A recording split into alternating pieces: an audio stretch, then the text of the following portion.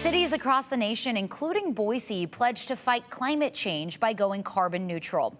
But what exactly does that term mean? Let's bring in our Jude Binkley, who talked with the city and climate experts about that goal and whether it's attainable. Jude?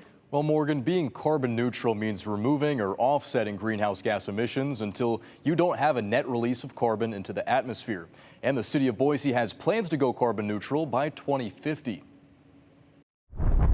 Two of the most common things you'll see in downtown Boise are cranes and cars.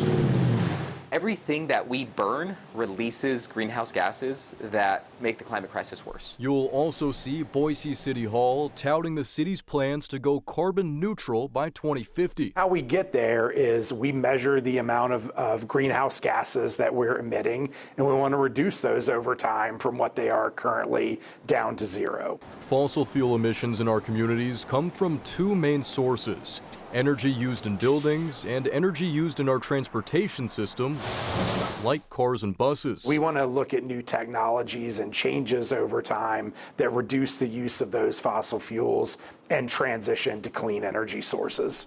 The city of Boise developed its climate action plan in 2021, which starts with transitioning city buildings to clean energy and then carbon neutrality. We do work in our facilities first to set examples, to build learning and apply those learnings to the community and share what works and potentially what can aid the community's path forward to our long-term goal. Is 2050 attainable?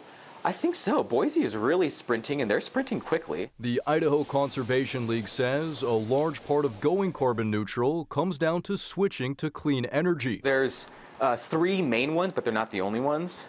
Wind, solar, and batteries are going to be driving our energy system, and they're incredibly important. They are far cheaper than getting energy from fossil fuel sources today.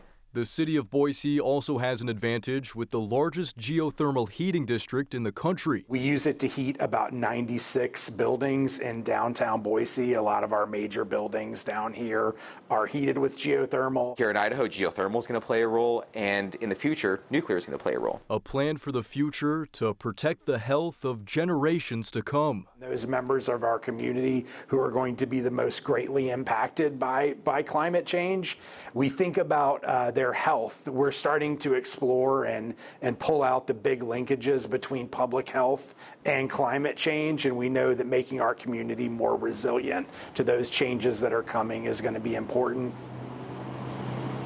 And as for milestones so far, back in October, it was announced the airport and a water renewal facility would switch to clean energy through an agreement with Idaho Power. And the city has been converting the city's fleet to electric vehicles. Morgan, they say a main focus right now are avenues for federal funding. They actually recently got a $4 million grant from the Federal Highway Administration to start putting up some electric vehicle charging stations throughout the city. Okay, so clearly this is a priority and they're acting on it. All right, Jude, thank you.